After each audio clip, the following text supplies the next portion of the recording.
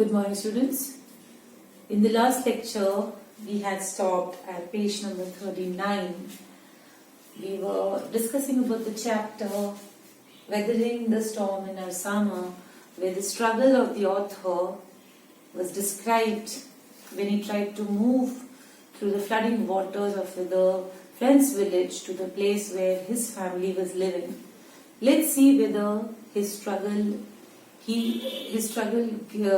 bears fruit or not, whether he succeeds in whatever he is aiming for, and whether he becomes a support system for his family or an obligation for his entire village. Let's see, page number 40, we begin from the topmost part of the page. By the next morning, as he took in the desperate situation in the shelter, he decided to get a grip over himself. To get a grip over himself means, this particular phrase means to get control, to take control of yourself, not letting yourself fall a prey, to give up, to succumb to the circumstances in which he was living. So he thought, let's gather all the courage I've got and fight it back. He sensed a deathly grief settling upon the 2,500 strong crowd in the shelter. Obviously, the surroundings are so gloomy, they're so sad, they're so overpowering in a negative sense. So everybody is going to feel low. So he said, now it's high time I get up and then take the control of the situation and act the opposite. 86 lives were lost in the village. All the 96 houses had been washed away. It was their 4th day at the shelter. So far, they had survived on green coconuts, but they were too few to go around such a tumult of people. So their basic food, what they were eating were the coconuts, and in the friend's house also he was eating coconuts only. So when he came over here, the only food they had left over there were the coconuts, so they were eating that. And nobody was eating a full stomach diet, a full tummy diet over here. So, but that particular piece of that food was not enough for such a tumult. Tumult over here means a loud noise created by a huge mass of people over here. So he knew something had to be done ASAP. Prashant, all of 19 years, he was only of 19 years, decided to step in as a leader of his village if no one else did. He saw that nobody was initiating a leadership over there to take control of the situation, so he initiated, saying that I would do it. He organized a group of youths and elders to jointly pressurize the merchant once again to part with his rice. So what the first step what he took was, he pressurized the merchant. Merchants over here means the wealthy, the rich and wealthy of the village, to part away with the rice. Means whatever rice they had, he forced them to give it away to the people who were suffering. This time, the delegation succeeded and returned triumphantly, wading through the receding waters with food for the entire shelter. So they were triumphant, means they were victorious. They succeeded in their act, and they did get back the rice from the merchant over there, and which was enough for the entire crowd which was living in that shelter home. No one cared that the rice was already rotting. See, if you leave something in the water for a long time, it will start rotting. But because they had to eat something to survive, they didn't even care that the rice was rotting. Branches from fallen trees were gathered to light a reluctant and slow fire on which to cook the rice. Why reluctant? Reluctant means soch ki jalna. So because everything was so damp, it was very difficult to create a fire. Somehow they managed to light a fire over there. And then the fire was not burning with all might and power, but a little bit mild, but yes, enough for the food to cook. For the first time in 4 days, the survivors at the cyclone shelter were able to fill their bellies. So they ate a meal which would fill their bellies. His next task was to organize a team of youth volunteers to clean the shelter of filth. Because so many people were living at one particular place, there was dirt everywhere, there was urine, there was vomit, and the floating carcasses and to tend to the wounds and fractures of the people who had been injured. So the second step he took was to clean everything around and tend to the people who were suffering like either a wound or a fracture. On the fifth day, a military helicopter flew over the shelter and dropped some food parcels. It then did not return. The youth task force gathered empty utensils from the shelter. They then deputed the children, the younger ones of the group over there, to lie on the sand left by the waters around the shelter with these utensils on their stomachs to communicate to the passing helicopters that they were hungry.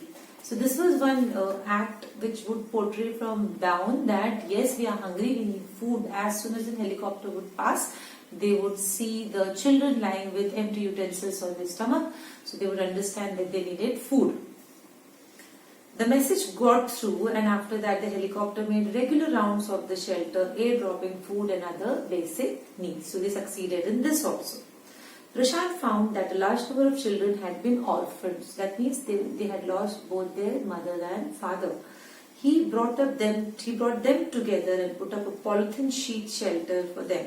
See, if you don't have a parent at this crucial moment, then there should be somebody to take care of you. So he separately tied a polythene sheet paper for them, and the women who were there, the women were mobilized to look after them while the men secured food and materials for the shelter. So the women who were there in the shelter were given the task of looking after those orphan children, to take care of them, so that they would feel at least a little bit of comfort that they had lost their near and dear ones, and now they were orphans. As the weeks passed, Prashant was quick to recognize that the women and children were sinking deeper and deeper in their grief. The women had lost their husbands and their family members, and the kids also, and the kids had lost their parents. So he discovered this particular grief was getting deeper and deeper, and the entire mood of this thing was off. The entire shelter home was off. He persuaded the women to start working in the food for work program started by an NGO, and for the children he organized sports events. So he wanted to keep them busy.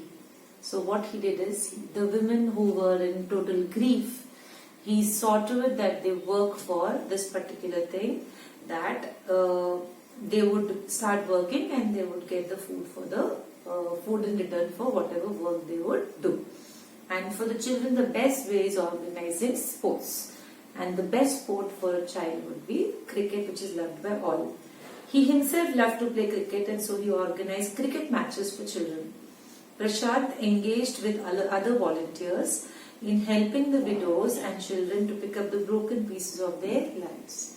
So he gathered all that courage, that optimism he tried to bring in, so that the people who were shattered because of the losses, may it be property, may it be life, they would gather all the courage and fight back against the circumstances.